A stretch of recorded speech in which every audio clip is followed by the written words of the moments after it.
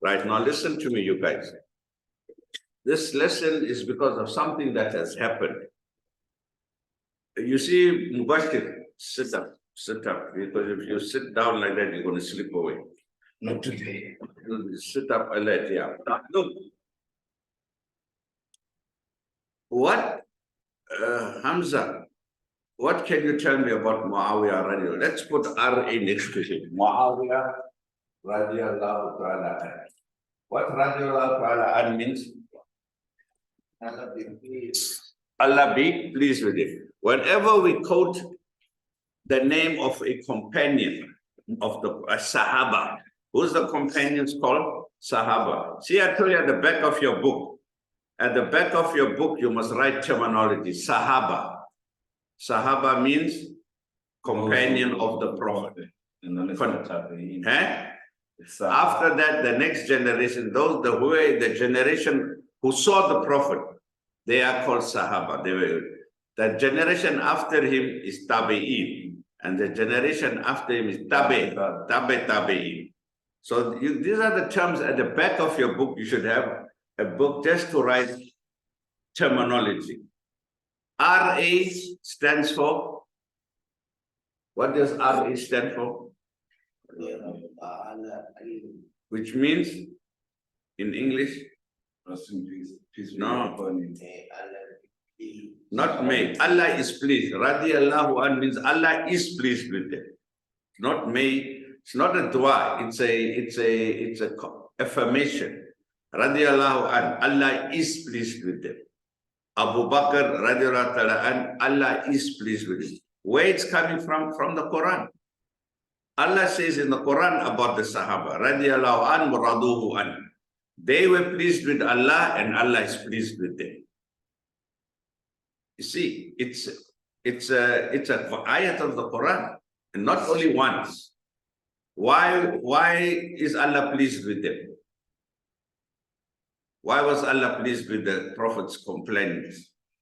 Because they were doing what Allah wants them to do. And what the Prophet ﷺ commanded them to do. They obeyed him. You see? They were part of the help. And they were part of the struggle. And they gave their life and the property and everything for Allah and His Prophet. In other words, they committed and sacrificed. You know, when you know what the Sahaba, and how they were. When the Prophet comes past, if we were there, we'll say, Assalamu alaikum, Ya Rasulullah. We'll say like that. There's nothing wrong with it. They won't say it like that. Then when they see the Prophet say, Ya Rasulullah, may my life and my family's life be sacrificed for you. Then they say, Assalamu alaikum, Ya Rasulullah. Yeah. They first pledge their allegiance. When they meet the Prophet, they say, Ya Rasulullah, may my life and my family's life and my parents' life be sacrificed for you, Ya Rasulullah. Then they say, Assalamu alaikum, Ya Rasulullah. What did they say on that part is Allahumma salli ala Muhammad wa ala ala Muhammad. What about this? They also had that in their... Of course, in the Salah. Yeah, the same Salah is being reading. That same Salah they reading. The best part is the Prophet is reading the same thing himself. He's reading it himself. You understand? Because you know that At-Tahiyyat is what happened in the Mi'raj. It was a conversation.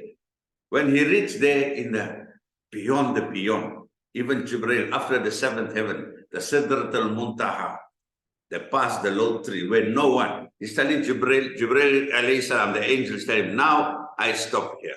This is my limit. You're the only one in creation. So the person, come when you came so far with me. He said, no, if I go 1 millimeter beyond this, I'll be burned to ashes. The radiation is too high. The voltage is too high there. You're entering into the domain of Allah, the place of no place. La makan. So the Prophet enters, the only one in creation to enter into the domain of Allah, where no angels can go in. Right? Now you can imagine him It's there and it's over. Just to give just an example, you know how bright that light is. The voltage is so high.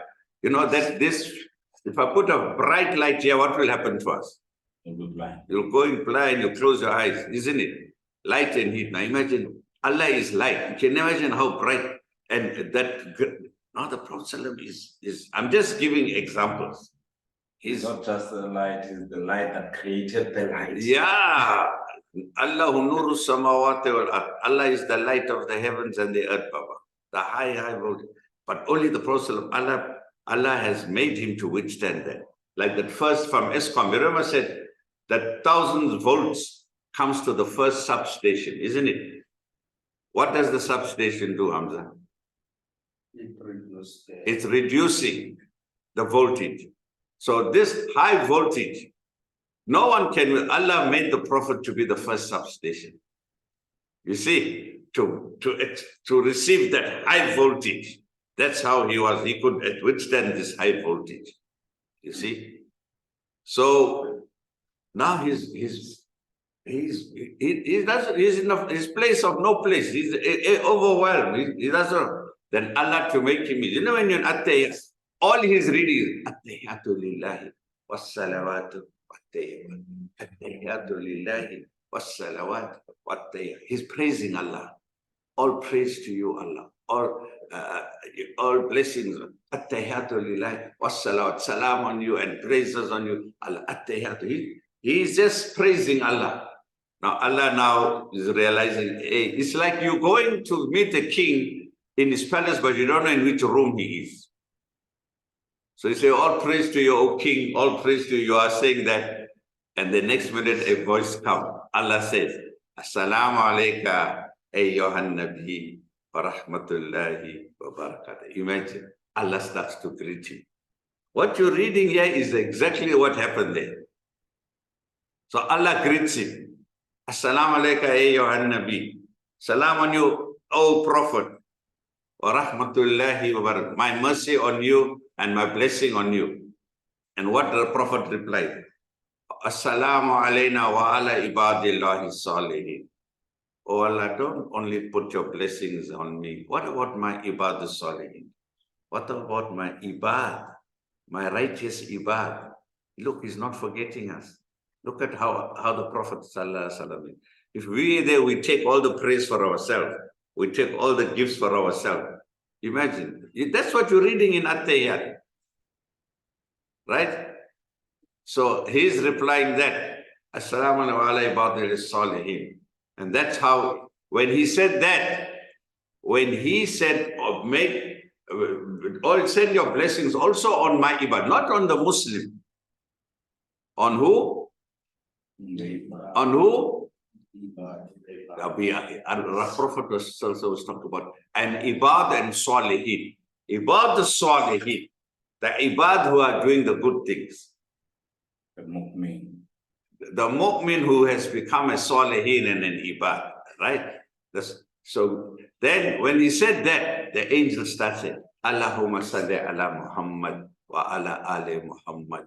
Because now the angels, see how it's going. The angels are now sending blessings. And the ibad are sending blessings on him. We, the ibad, who we thought about, Allahumma salli ala, because he's remembering us now.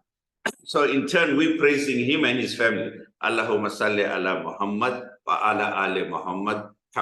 So, oh Allah, bless Muhammad and the family because he is blessing us. You blessed him. He said you must bless us. Now we say you bless him. Look at how it's working.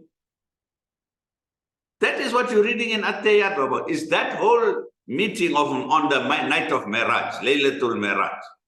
That journey is what we are reading in our Salah, in our At-Tahiyyat.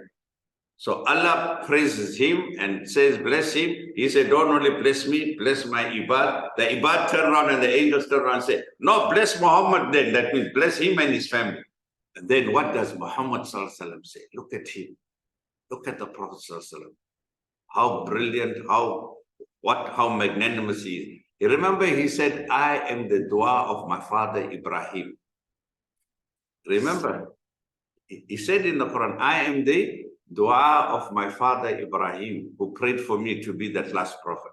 So when the angels and the ibad start praising him, blessing him, Allahumma salli ala Muhammad wa ala ali Muhammad, he started to say, Allahumma salli ala Ibrahim wa ala ali Ibrahim innaka hamidun majid. He said, oh Allah, I don't want to forget my grandfather Abraham. Oh Allah, send blessings on Abraham and his family. Look how beautiful this thing is. Because he's the one who prayed for me to be the last prophet.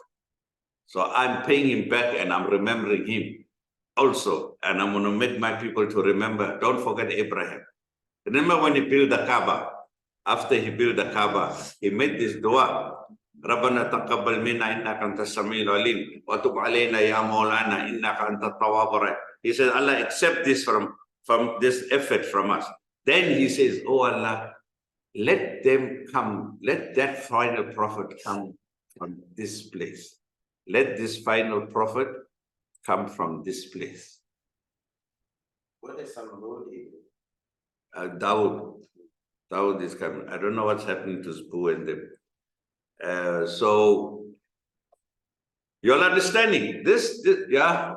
Was the prayer inclusive of all the other prophets before the last prophet, or was the prayer for the last? Which prayer? Dawood, Assalamu alaikum. Assalamu alaikum, Sheikh. Salam, how are you? Alhamdulillah, Sheikh. Hey, what time is your Fajr? Oh, of course, my network was bad, sir, today. Okay. What time is your Fajr? Azan is 5:30. 5:30. Gee. You all must make it earlier. Who's doing that? That same Salafi Imam. Gee. When you're changing, it's going to come earlier now. Fajr is coming earlier. Earlier, Sheikh. Yeah, we'll talk about, I tell him we will talk about that time. I show him that paper you will give me. Yeah. That calendar you give me. Because now the sun is coming out earlier. Okay, I can see your network was bad. All right, Arshad is asking the question. We're talking about At-Tahiyatu Lillahi, the night of Miraj, what happened, and he's asking about that. What you asked? Ibrahim alayhi salam made a dua that Allah should let the last messenger be born from his slavery. So now I'm asking, does it include all the other prophets until the last prophet, or was that prayer for that last prophet? No, it's for the last prophet. You remember with chapter 381, the conference, the covenant of the prophets. What happened? What is this covenant of the prophets? Covenant of the prophet is when all of the prophets are gathered by Allah in the heavens. In the heavens, from Adam to the Prophet Muhammad Sallallahu Alaihi Wasallam. You see, so they all knew the whole plan. Allah called them and had a conference, a gathering, mithaq. وَإِذْ أَخْذَ اللَّهُ مِيثَاقَ النَّبِيِّينَ. That's the chapter 381. And remember when Allah had a conference, a gathering of all the prophets who were in the state of soul, still in the heavens. لَمَا أَتَيْتُمُ الْكِتَابَ وَالْحِكْمَةِ. I'm going to give you the books and wisdom. I will appoint you as prophets and give you revelation and wisdom. And ثُمَّ جَاءَكُمْ رَسُولٌ. And after all of you, my last prophet, the last one is going to be Muhammad Sallallahu Alaihi Wasallam. Will you believe in him? Will you help him? Will you support him and help him? So all of them knew about the last prophet. In a way, isn't it interesting? How many prophets there were? The tradition tells us 124,000 prophets came into this world. China, India, Africa, Pusutu land, Zulu land, you know, from everywhere. But Allah sent prophet to all the nations and tribes. But all that 124,000 prophets were there. What a big gathering. Imagine a stadium of 124,000. Picture it. When we see a stadium soccer match, 60,000, we get excited. Hey, packed stadium, 60,000 supporters there, spectators. Double the size. 124,000 size stadium. Baba, there's the holy prophets. Allah is having a conference with the prophets. Think about it. And in that whole stadium, he singles out our prophet. Say, oh, I'm just thinking that the one day when I went to the FNB, yeah. FNB was about 80,000. I'm just thinking, so that's a big number. That's a big stadium. That's a big number. Right? So in that whole 124,000, he told them, I'm appointing you all as prophets. I will give you a revelation and wisdom and all these things. Some of you will get books. And after Thumma Ja'akum Rasul, and then all of you, Allah, he brings the prophet. Imagine in that, and he will be the last one that will come. Will you believe in him? Will you help him? Now look at the honor of the prophets. You understand how Allah honored him? So Abraham knew about this last prophet. Moses knew about this last prophet. Isa knew about this. They all knew that because they already saw him. They already saw the story. They were there. So Ibrahim knew that there was a last prophet. But but he was praying that it should be from this place when he's born into and from his lineage, because from his lineage, because Ishmael is his son. He wanted that last prophet to come from his lineage. You see, he wanted the honor. You see how it's working. I was asking his best friend. You see, from his lineage, yeah, he is the friend of Allah, right? Ibrahim Salam is Khalilullah, because he could have come from the Israelite branch. That's why they were. Do you know why there were so many Jews in Medina? There were not so many Jews in Mecca. There were more Christians. You know, when the Prophet was there, when he went to Medina, there were big Jewish tribes, big Jewish settlements. The Banu Qaynuqa, the Banu Nadir, you know, they were big tribes. Why? You know why? Because even they knew, because their prophets, all the Israelite prophets were telling them, the last prophet is going to come from Arabia. Remember Isaiah, what Isaiah said in chapter Isaiah 42, the burden on Arabia. Oh, you traveling companions of Didanim. Isaiah was predicting this Didanim and Tima. These places of this Didanim and Tima is Arab tribes, is in Arabia. Oh, the burden upon Arabia. So they knew this last prophet is coming from Arabia. They knew it very well. That's why they were, and that's why they were not even in Makkah. They were so sharp because it's in the Bible. When you do comparative religion with me, when we're going to talk about Muhammad in the prophesied in the Bible, we'll do this in detail. We'll do all these verses, Bible verses, Deuteronomy and Isaiah, all in detail. You understand? Where they knew exactly it is in this area of Medina that that final messenger would come. So they were there waiting for it. That's why they were there. The Quran says they were, and when the Prophet came, they recognized him as they recognized their own sons. When he came with the Quran and the revelation, they recognized this revelation as they recognized their own sons. They knew he's the final messenger. They knew this is the final revelation, but they refused to accept it. Because it wasn't from their lineage. You know something, like just like you know your own son. Yeah. It's a big statement. But you deny it. Why did they, you know when Allah says, like you know your own son, you know in a big crowd, you'll see the school time, the children are here. You know, upstairs there's a school, preschool. When they're coming, madrasa time, there are about 100 children. But in that 100 children, when that parent comes, he knows there is my child in that 100 children. They never take their own child. He knows that one is my, he's not worried about the 99. There's my point is child. Without effort. And that child goes, hey, there's my parent there. They recognize each other, but they refuse to accept it. They'd never say when they got home, I took the wrong time. Yeah, I took the wrong time. You see? Now, so there's something our Now let me finish this point.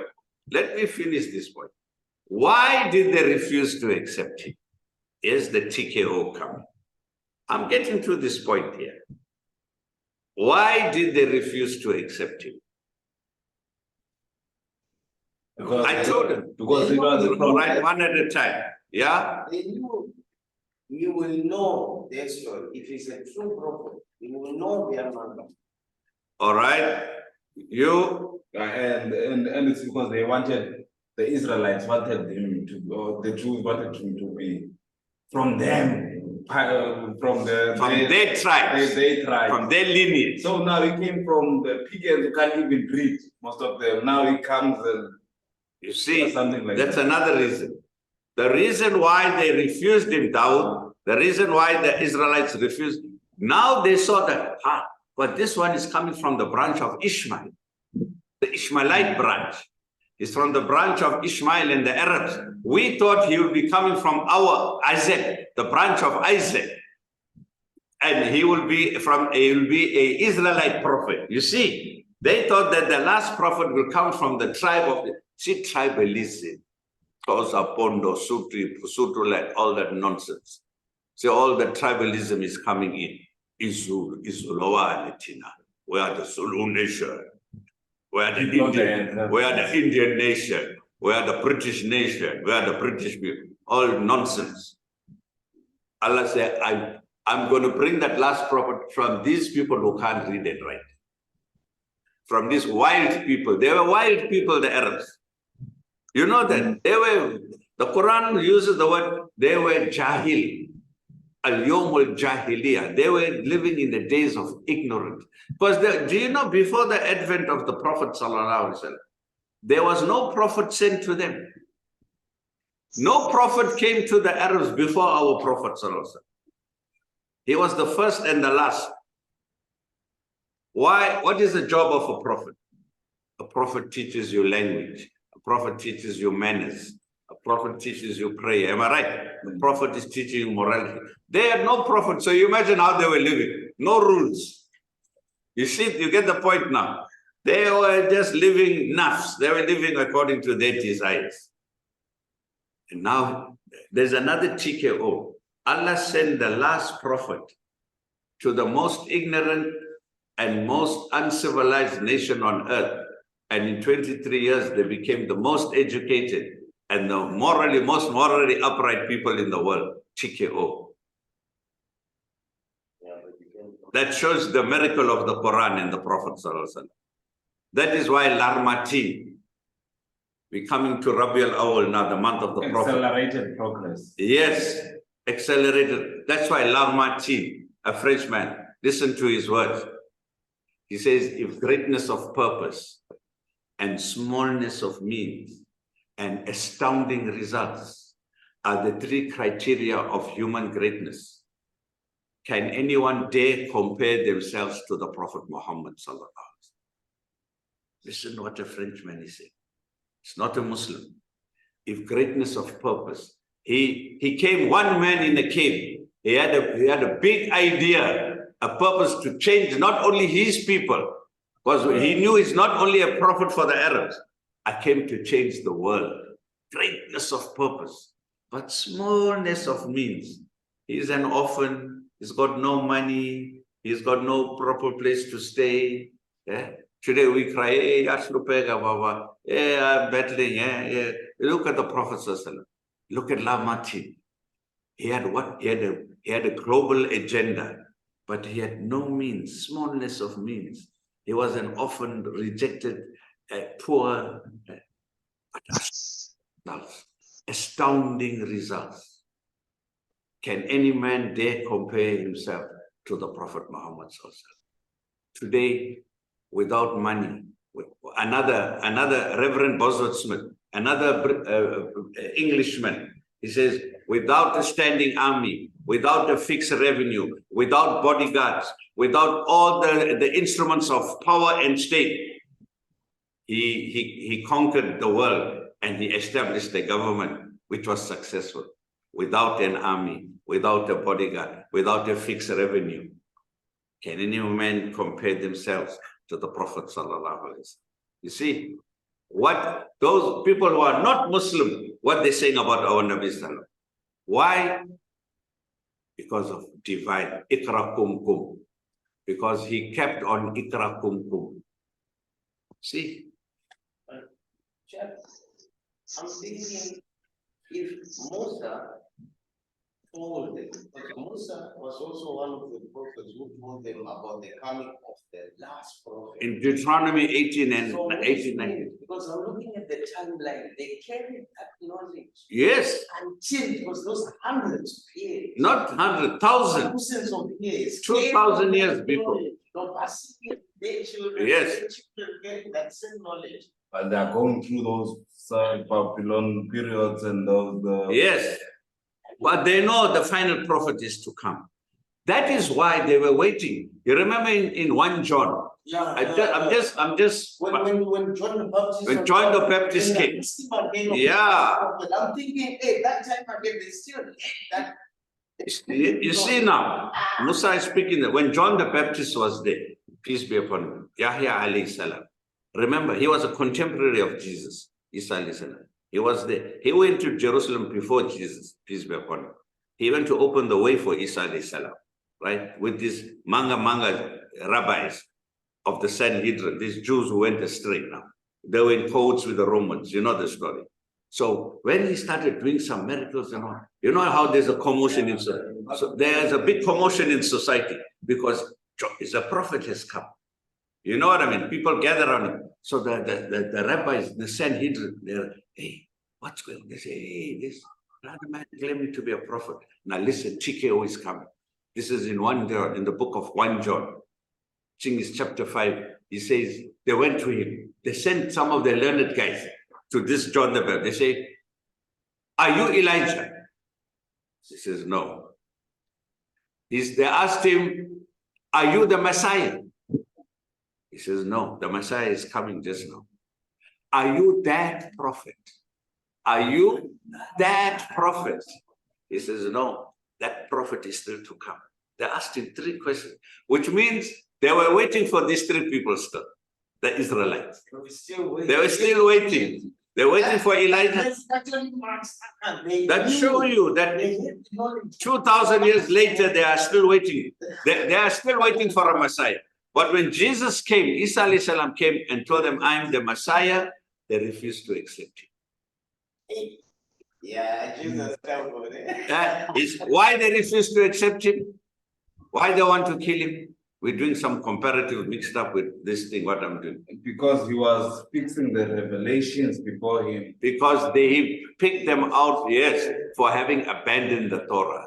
They have, through the Torah, the laws of the Torah, they made their own laws of Talmud and doing all the wrong things. And he was catching them up. Why are you doing this? Is wrong. He went to the money lenders, through the table. Haram, this is not allowed. Hey, now they say, hey, this man is dangerous. This man is a dangerous man. He's exposing our lives. Like that, we must kill him. We have to kill him. You mentioned that if you people were the children of Abraham, then you should be doing the works. You'll follow the works of Abraham. Hey. So let's come back to where we are coming. They refuse to accept the Prophet ﷺ because they are very racist and tribal in their thinking. Up to today, the Jews. They thought that last prophet would come from one of their tribes. The area they knew, you know, they thought it will come from the Arab, but now it's come from the Israelite branch. But it came from the Arab. Now they don't want to accept it. Yeah. As to that, and because of what they've been going through, what they've been putting themselves through throughout time, when the prophet came, right, they were at a state that no. Now that Jesus is there and we don't want to accept him, let's keep it within ourselves. Maybe because Jews these days have a tendency of being on their own. On their own. Maybe they already had that to protect that, the fact that, oh, he has to be kept within us, this prophet. Yeah, now, so they were waiting for a prophet still, right? Yeah. But they were also waiting for a Messiah. Now, you know, till today, It's 2,000 years after Jesus. It's 2023, Baba. It's 2023, 2023. They're still waiting for a Messiah. The last prophet is came, but they But don't. they're not talking about the prophet anymore. They know that was the prophet, but they don't want to accept it. Now they're still waiting for a, they say, if that means Moses couldn't have been wrong. There must be a Messiah coming. So they are still waiting for a Messiah. And you know, the TKO is another topic. It's another topic. Some of them, like how the Muslim world is waiting for Imam Mahdi. Remember the Imam Mahdi story? And remember I told you, some Muslims say they got his cell number already, right? Some people, they say the Mahdi is here already. TKO, there are some Jews, they got the Messiah cell number already. They got his email address. They are saying the Messiah is in. That's why all that is going on is that they believe the Messiah is there. Right now, I got clips, I'll show you this thing. So let's put that aside one side. This thing is called messianic predictions. Can cause a lot of problem, these things.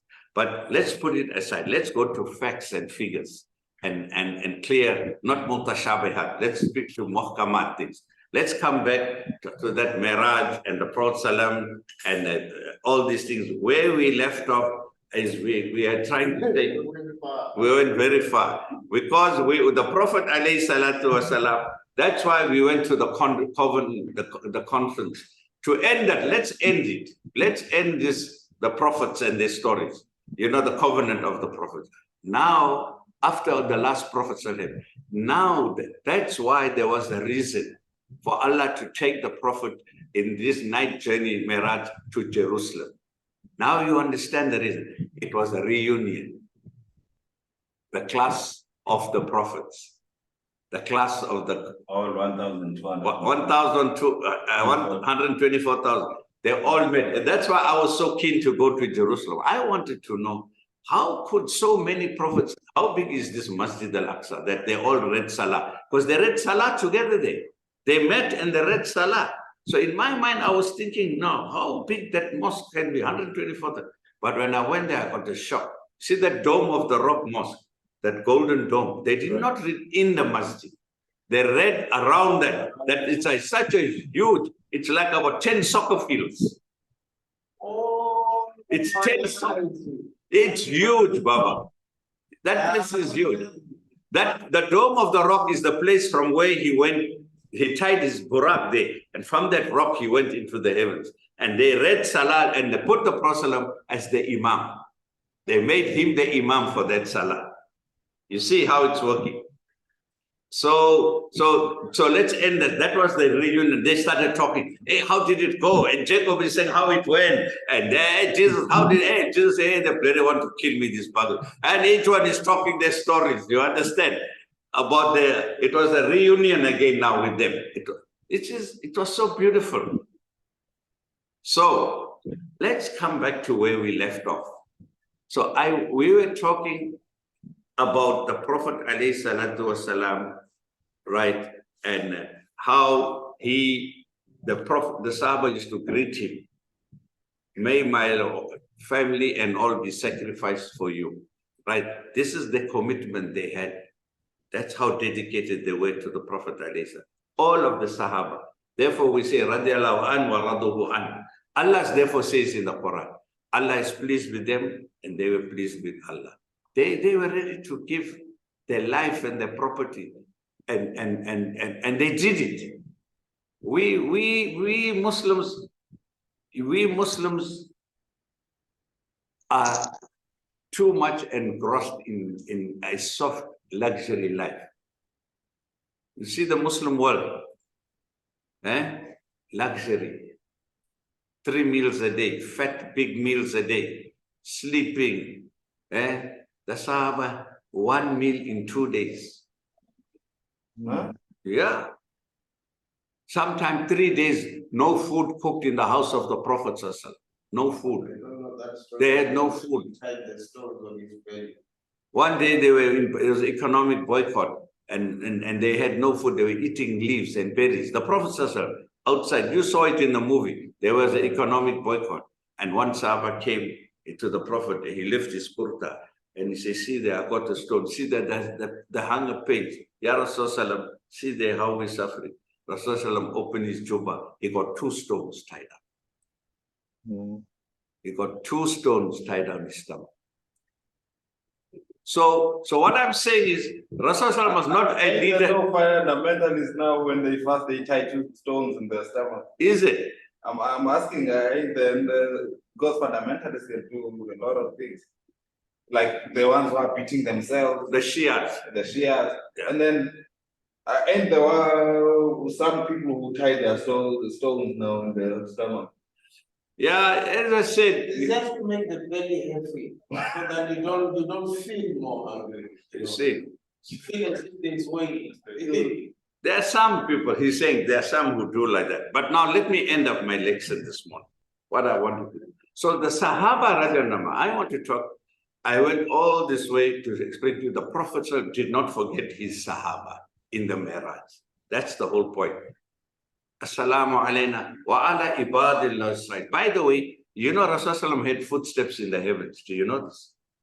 He was hearing footsteps when he was there with Jibreel. So he's asking Jibreel, who's this foot? This thing sounds familiar. He says, that is your ibad. That is your lover, Bilal, who's here with you. Hazrat Bilal Rajana, the black Abyssinian slave, was with the Prophet on the Miraj on the 7th, on one of the heavens there. Look at his maqam. Look at his status. Look at where Bilal Rajana reached.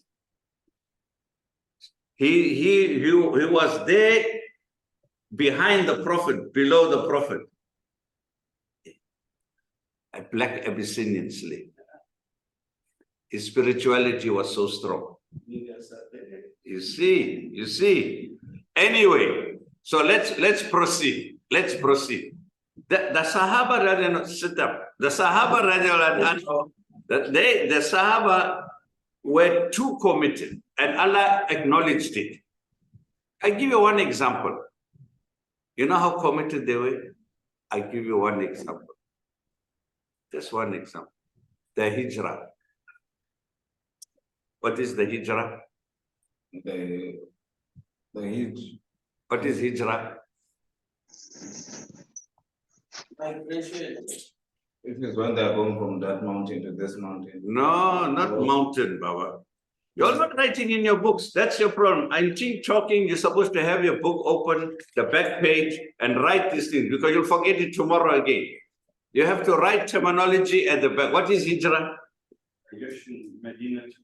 So the last migration is from Makkah to Medina. Where was the first migration? No, the first migration was, where is the first Hijrah? The Sahaba had to do. From Makkah to? They had to run away from the boycott. From Makkah to where? Dawood? Medina. No, that's the second Hijrah. The first Hijrah, before the migration to Medina. You saw it in the movie. Where they met that first Christian. Yeah, where was that? Abyssinia. You're not sleeping this morning, Baba. The first Hijrah was to Abyssinia, to Africa. It is today's Ethiopia. You go there, there's a black man there. There's a Christian, he's a Christian man. And he's a good king. He's a king, but he's a good king. He's a good black man. He's a good person. Go there, he will give you asylum. That was the first Hijrah. Even that first Hijrah, those few who were chosen. You know what is, how did they go? 4x4. They went in a roller coaster bus, air-conditioned bus. Did they go with that to Abyssinia? No, Obama is that sheep. They use the chew with their feet. The camel and the horse or the donkey or the camel and their feet in the desert. While they are going, while they are moving, the Arabs want to kill them. The Kuffar want to kill them. They don't want, they got enemies tracking them. They have to cross the Red Sea in a boat, to drown in that boat. Their life is in danger. They are going because they were being killed. And they this, are not sure about reaching. what they will meet. They don't even know whether they'll reach, and they don't know what to expect when they reach there. But they are said, the moment the Prophet said, you must go. Sama'ana wa atana. Yeah, we hear your instruction, we go in. Now, do you see why Allah says, Allah is pleased with them, and they are pleased. Look at the sacrifice. You see what I'm saying? Which is what I wanted to ask. Yeah. Now, those about radiallahu anhu.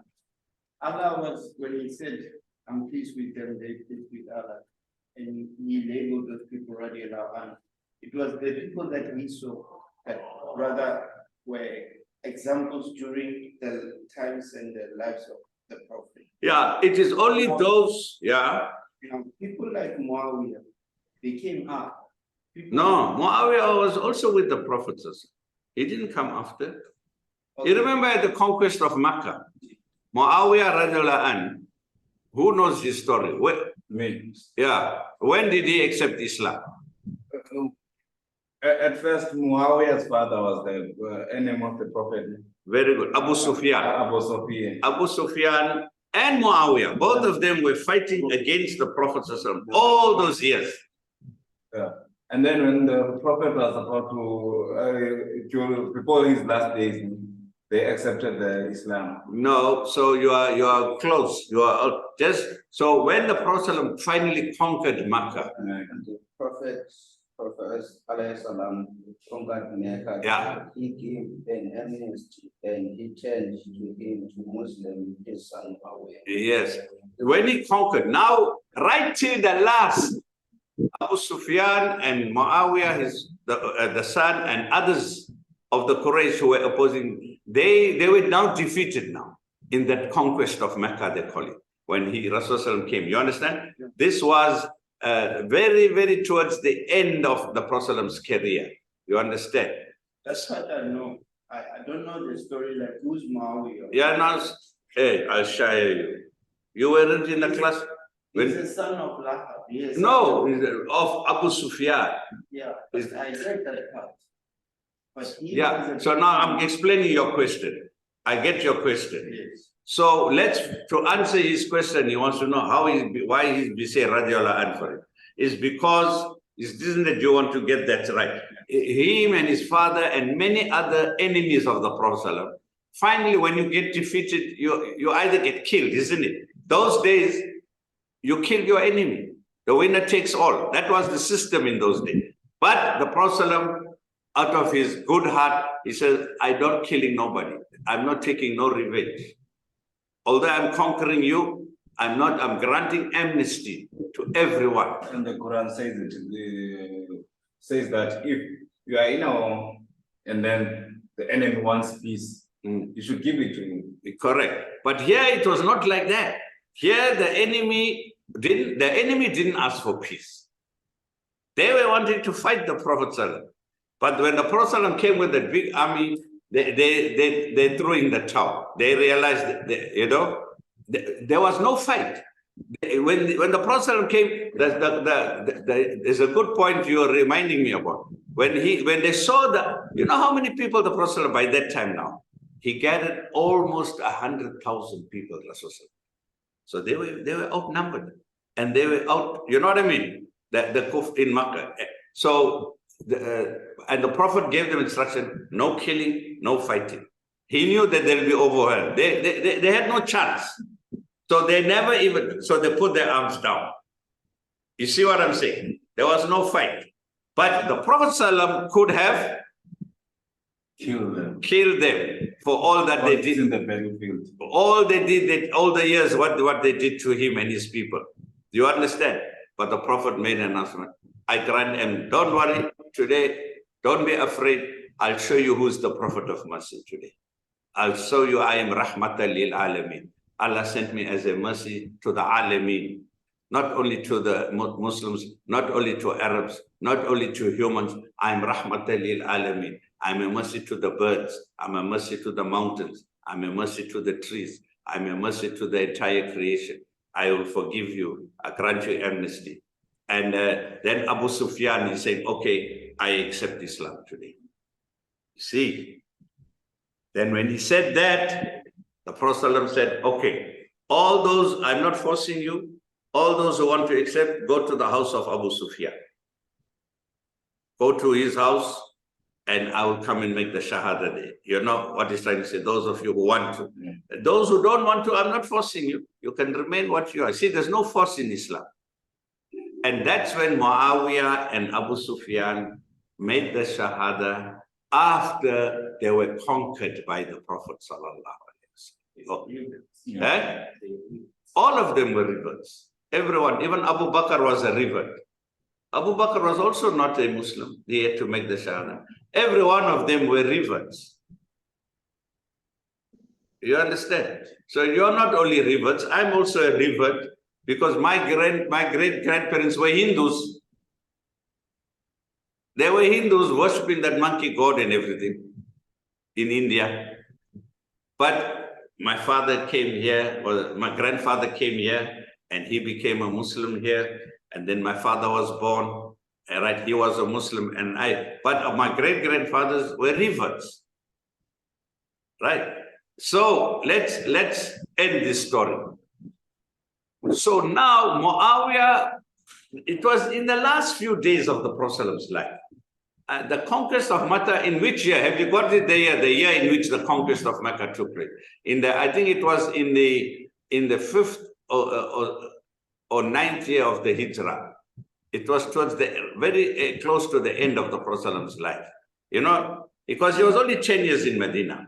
So it was about, 5 to 6 years after the Hijrah. Then now, so when they became Muslim, the Prophet was trying to tell the people, all right, now he's a Muslim, let him, he's our Muslim brother now. They are our Muslim brothers, you understand?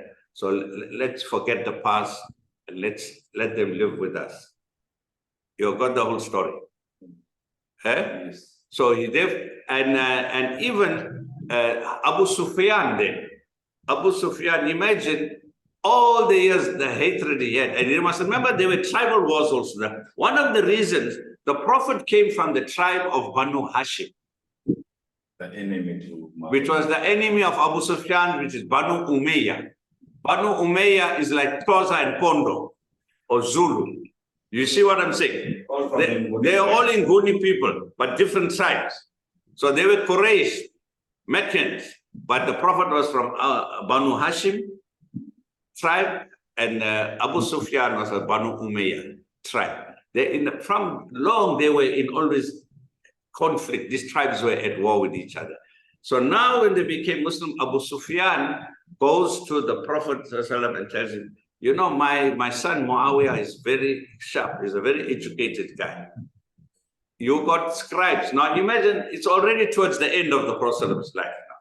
So he requested that the Prophet must also use him if he wants anybody to write anything. He offered. You see what I'm saying? He went and told the Prophet, if you need verses of the Quran to be written, you need letters, Prophet is to send letters to other leaders. You know what I mean? It can be your mapala and your secretary kind of thing. So he was like the connection Muawiyah had, because it accelerated his progress. Yeah, his father went to request them. And you must know, they were the tribal leaders also. So Abu Sufyan is trying to tell the Prophet, I'm just not an ordinary Muslim. I was the leader. I was a Makulubas. I was a big Induna. I was the chief. I don't want to let go of that. I was the chief of my tribe. And this is my son. You see what I'm saying? And the Prophet was a very accommodating man. That's the thing. Rasulullah, even his marriages, why did the Prophet have so many wives? Not because of any other reason, what people are thinking, wrong reasons. He was marrying from the different tribes to break this tribal thing. You see, he was a dawah man. He was breaking barriers. Marriage breaks barriers. Okay, so then you know the story. So then, now, this is why I want to get to the crux of it. Then the Prophet passes away. Not long after that, the Prophet passes away. When he passes away, Abu Bakr becomes the first caliph. You know the story. Yeah, not for long. Not for long, 2 years. And Umar, he nominated Umar, the people accepted. He just nominated, but the people endorsed him. and Umar radiallahu anhu became the second caliph. He ruled for about 10 years. In his time, Islam grew the biggest. Then Hazrat Umar was killed by a Persian, you know that, a non-Muslim, because he didn't want to pay his taxes, he took revenge. And then Hazrat Umar radiallahu anhu nominated 6 people before he died. He said, I'm nominating. You all can decide from that 6 must decide who will be the Khalifa. So they went in meeting, they chose Usman radiallahu. They brought Usman to the public said, we endorse you, we accept. They gave bayah, you know, they give a bayah, they accepted him. And then, you know, Hazrat Uthman was killed. Now the third force is coming. The third force, the Munafiqs, the third force. Because Hazrat Uthman, Umar's time, they couldn't do it. Why? Hazrat Umar was a big cat. I'm using a figure of speech. When there was a big cat, all the rats run away. All the rats will run away. They had no chance. Now Hazrat Umar, now Uthman came, he was a soft-hearted, I think he was about 80 years old. He's a very, very soft, kind-hearted man, you understand? And now the rats are coming back now. And they write inside in the government offices, and he is an open book man, he loves everybody. They stole his stamp, they wrote false letters about him, spreading false rumors that he's putting nepotism, that he's giving his family positions and all lies they made against him to whip up sentiment against him, till that from within the ranks of the Muslim, the youngsters like Malema and them today, they turned their head against him and they killed Usman. So it's the first assassination, impagati, from within the household, done by the third force. This Munafiq, who's the Munafiq? The Christian is in his church. The Jew is in his synagogue. The Munafiq is in the mosque, praying next to you, reading Salah better than you, making the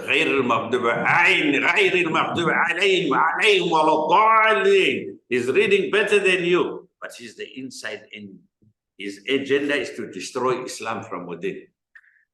And they achieved it to get this. Hazrat Uthman said, now the commotion starts with Muawiyah and Aisha and all the Sahaba. Immediately they elected Ali as the Khalifa, because he was the most eligible at that time. There was no dissent. But when Muawiyah, on the time of Abu Bakr and Umar, because Muawiyah was a very literate and sharp guy, they appointed him as a governor of Syria, because Muslims were controlling Syria now. So he was appointed the governor of Syria. He was a good administrator and whatnot. So now, Muawiyah comes now when Usman was killed. And must know, Usman is also from Banu Umayyah side. That tribe. Also, you see. And so now, some of him and a few others, and Aisha, the Prophet, they say, no, we can't accept, we were not going to endorse Ali as the Khalifa until we find the killers and execute the killers of Usman. You know that whole story. We went through it. But then Ali and the others are saying, but you got to have, there's no government. Who's going to give the police instruction? Who's going to, you got to have your leader to execute all these things. No, they don't want to listen. They went to fight for this thing. It was called the Battle of Jamal, the Battle of the Camel. You know that story.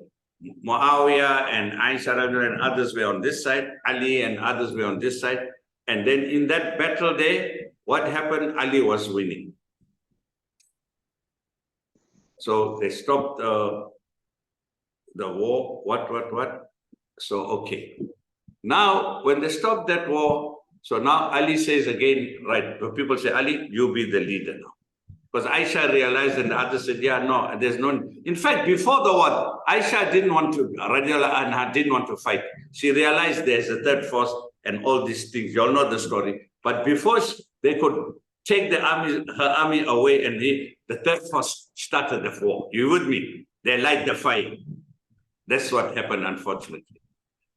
Then Ali was going to be the, Muawiyah says, no, I want to be the caliph. And why you want to be the caliph? I also am eligible to be the caliph, which is right. He has also a right to be. They can have 2 nominations. But in those days, how do you reside? There was no voting system. You go to fight. You fight. So they went to fight the Battle of Siffin. Hazrat Ali radiallahu anhu and his supporters, Muawiyah radiallahu anhu and his supporters. He had his supporters. Now they are fighting to who's going to be the caliph. In that war again, Ali radiallahu anhu is winning. He's winning the war. Muawiyah radiallahu anhu puts up the flag, the Quran, they lift up the Quran, what they had, the Muslim. All right, we surrender, we surrender. The others are saying, Ali, no, finish it up one time now. Ali said, no, the Quran saying, if someone wants peace, you must give peace. So he stopped the war. Then they said, let's have arbitration. We'll solve this leadership by arbitration. There were other contenders, Abdurrahman bin Auf, and there were 3 people who were wanting to be the caliph. So they were going to arbitrate it. But in that time of arbitration, it was taking time. We don't know who did it. They hired 3 assassins. And each assassin had to target his man. Muawiyah was in Syria. Ali was in Kufa, this is near Iraq. And the other one, I think, was in Makkah or Medina. And the assassin left on that same day, they had to kill all 3. It so happened that only Hazrat Ali was killed. Only Hazrat Ali radiallahu was killed. The others were not killed. So now when Hazrat Ali radiallahu was killed, Muawiyah comes from Syria. No, then Hassen, they appointed Hassen. Because he's in Syria, and this is all, the headquarters is here in Medina and Iraq. So they immediately, Hassan was the best choice, the eldest son of Ali, rather, and the Prophet's grandson. But remember, the Prophet told Hassan, you mustn't take it. If there's a problem, there will be not enough killing took place already. Muawiyah rather comes and he tells Hassan, no. Why they I also want to be a nominee. I also want to be nominated. So now it was going to be a fight again because he wants to be the caliph. But Hassan Rajuna said, no, my grandfather told me you must have it. You can have it. Enough bloodshed happened for this thing now. We don't want it. My father died. You know, the other caliphs died. They were killed. We don't want any more bloodshed for this thing. Take it. I would say it's Muawiyah knows the person who sent the assassin. So now let's finish up. I'd say that. So now let's finish this. So now some reports say that Hassan Rajna told Muawiyah that okay, I'm giving it to you. You don't want to fight, but after you don't nominate anyone. Let the people choose, like the old system, the original. Let the people, what the Quran says in Surah An-Nisa, Atiullah wa Atiur Rasul wa ulil amri minkum. Obey Allah and the Prophet and the leader who you choose from among yourself, ulil amr. You know, that who you choose, let the people choose. But then, when Muawiyah, just before he died, what he did? He chose his son. He took his son Yazid to be the next caliph.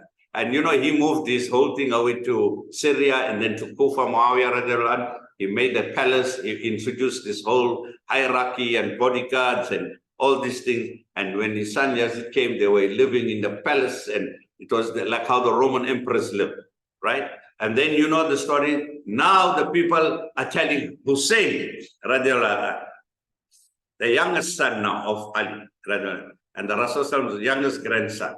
But he's now about 60 years old, 65 years old. And he's the only one they think, because people are across what happened. People are agitated.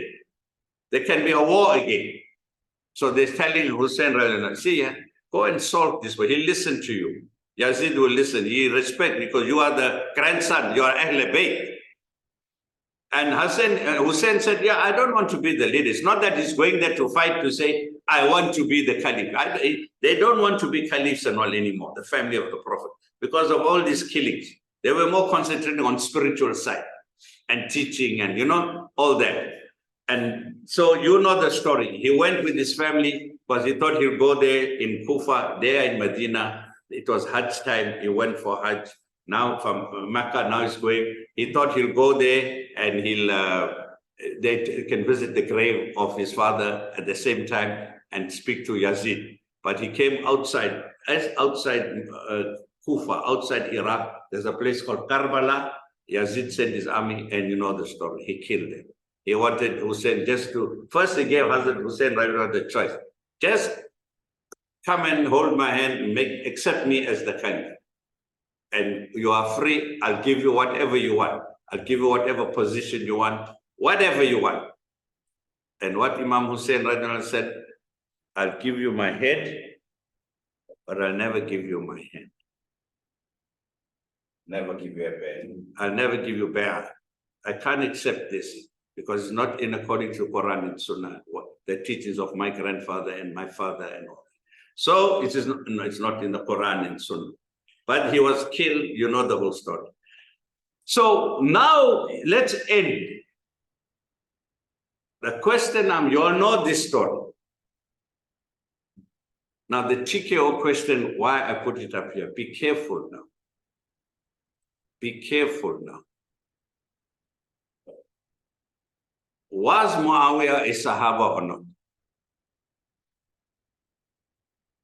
Yes, sir. He was a Sahaba. He was a Yes, Dawood. He is a Sahaba, sir. He was a Sahaba, means he was with the The Prophet. generation of the Finally, he was accepted and he was with the Prophet. And actually, the Sahaba, those not who just were with, they made Shahada on him. They said, La ilaha illallah. Finish it. Muhammadur Rasulullah. Those who said Muhammadur Rasulullah became Sahaba.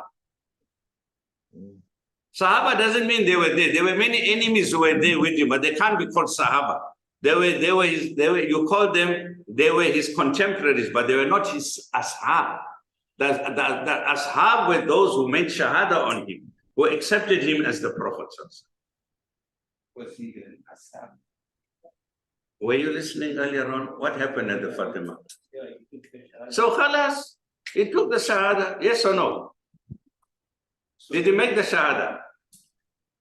He did. Did he make the Shahada? Yes, and the Prophet was still alive. And he made the Shahada, or the Prophet made the Shahada with them. You agree with that point? But you know what? His practices. Now, so we talk about the Shahada now. You understand what? You're right. Now, so we're coming to that now.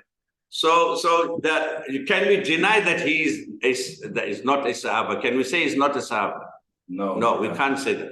That's why we say radiallahu an. We put it there as a respect because the Sahaba are radiallahu an. Okay? So let's leave that at one side. Now comes the story what he's raising. Are you listening? I'm ending, but it's a very important point I made. I don't want any misunderstanding, especially with my IFRI students.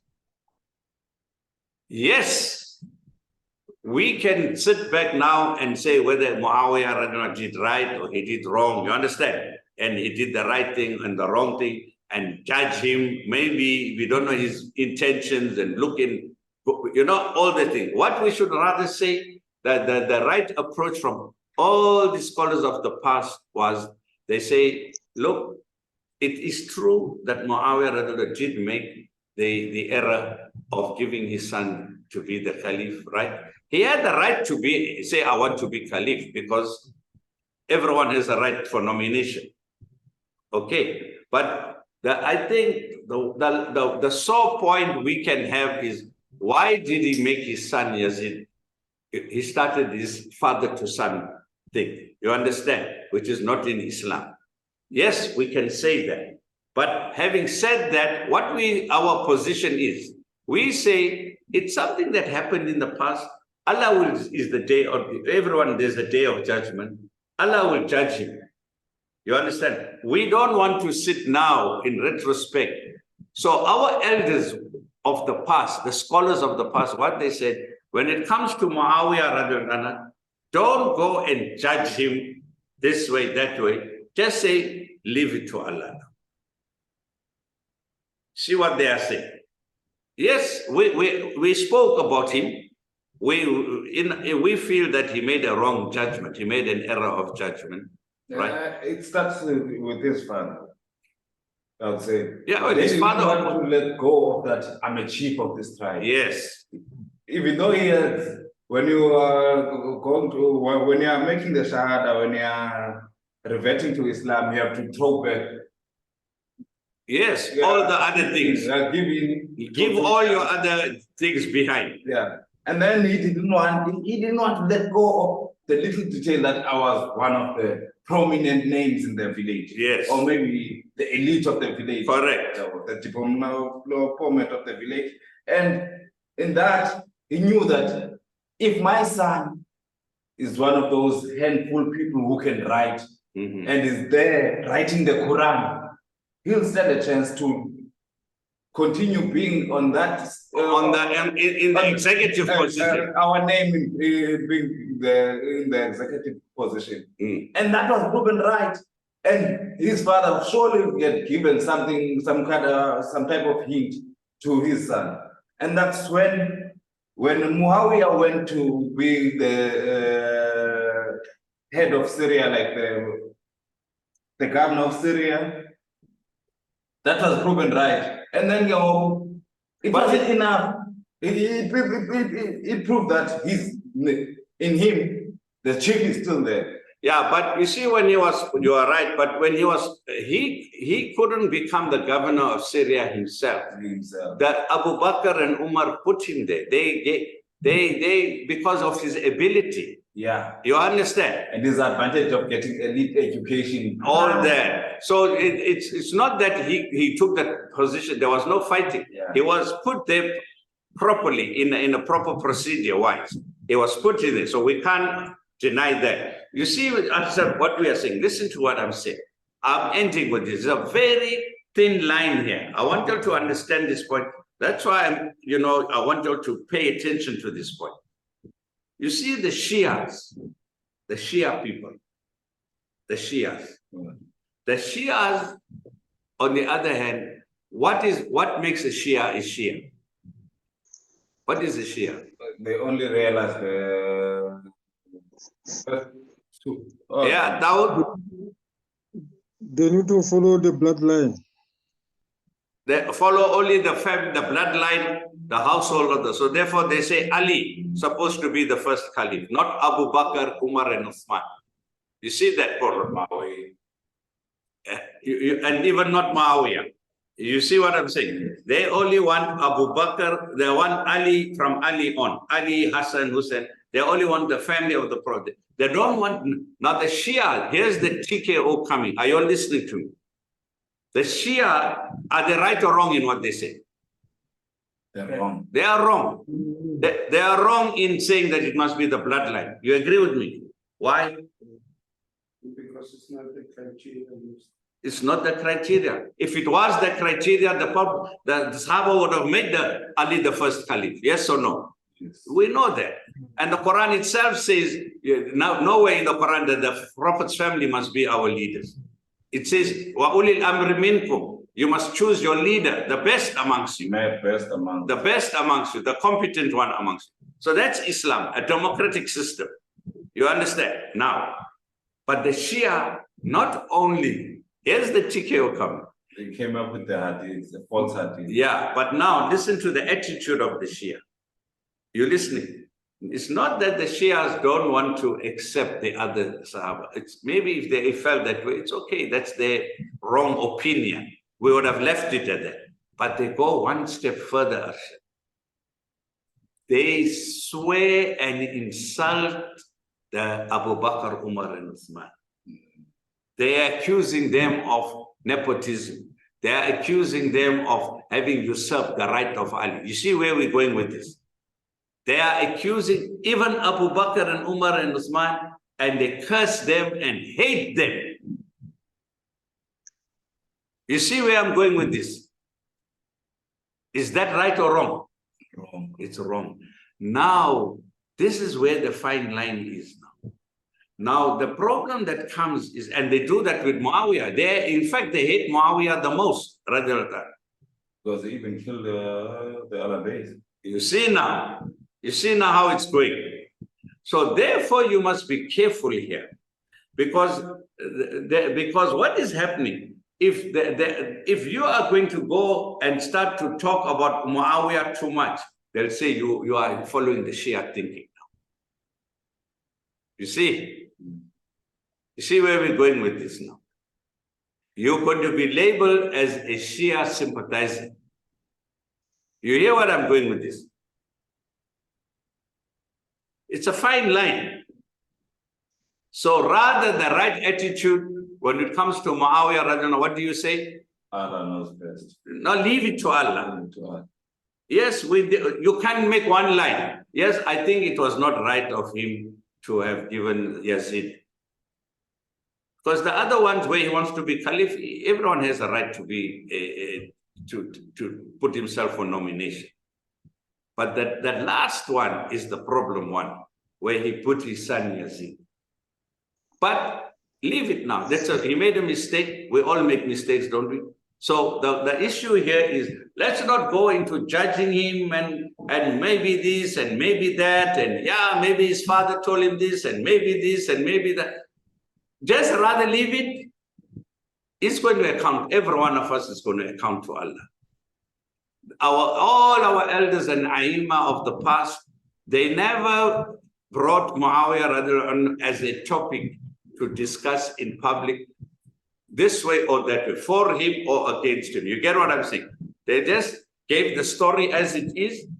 But when it came to Muawiyah, they say, look, leave that, what happened, let Allah be the judge, and Allah will be the, Allah will be the judge of that story. It's for him to account to Allah. You get it? The damage has been done.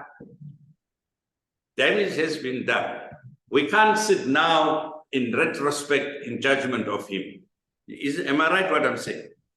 So our position on Muawiyah, if you know what I'm saying now, that yes, we can have our personal views, but at the end, leave Allah. Allah is going to judge this whole thing at the end. We don't have to make it an issue. Don't bring it and discuss about it, because then you are going to now going in across a line now where you don't know which way you're going now. And you know what I mean? We are judging somebody. We were not there. We are just going on facts that were presented historically, right? So, and it's not going to affect us in any way. How is it going to help us today? We can't change, we can't turn the clock back. Am I right? But what we can learn from there is, yes, in Islam, we haven't recovered from this. We are still in kingdoms, the Saudi kingdom, the Jordan kingdom, the king of Jordan. We are still in this kingdom story, which is not in Islam. If you are a righteous king, it's all right. Solomon was a king, peace be upon him. If you can have righteous kings, but we know what is going on in the Muslim world today. Leave kingdoms, we have Muslim governments who are all corrupt also. Right. So what we should worry about is just take the lessons from there. And when it comes to this whole, yes, when it comes to Karbala, we can take a stand. When it comes to Yazid, what about Yazid? We can say he was wrong. About Yazid, we can say he did a terrible thing.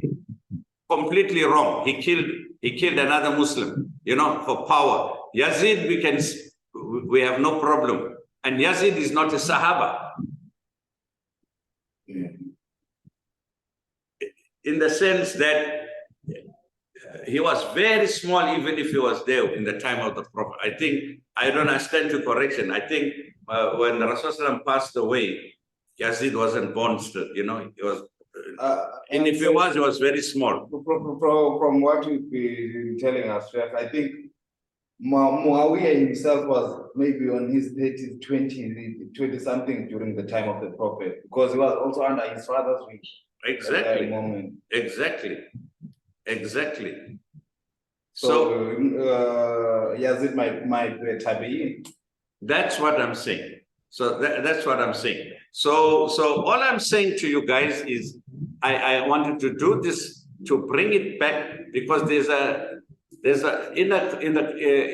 it's not right to go deep into this thing of judgment.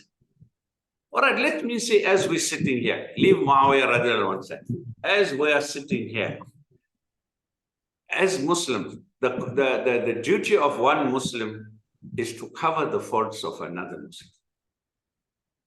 A Muslim, وَالْمُؤْمِنُونَ وَالْمُؤْمِنَاتِ بَعْضُهُمْ أَوْلِيَاءُ بَعْضٍ. They cover one another's faults. You understand?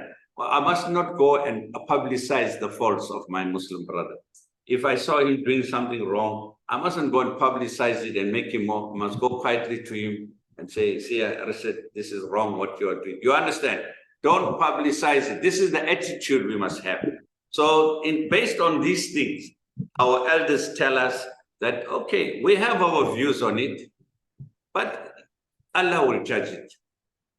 You'll accept that position. And I think we must do that. Don't go out in public now, and I'm saying in the public space, and start criticizing Muawiyah and criticizing what happened there. And you can criticize Yazid, not a problem. Because Yazid did a very bad thing, which is open. You understand? Which is clear-cut wrong he did. You know, killing innocent men, women, and children. That is clear-cut.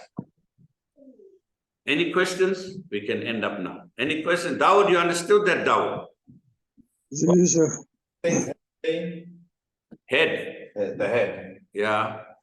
because they say that it spoke after it was put. Yeah. What did it say? I'm not sure.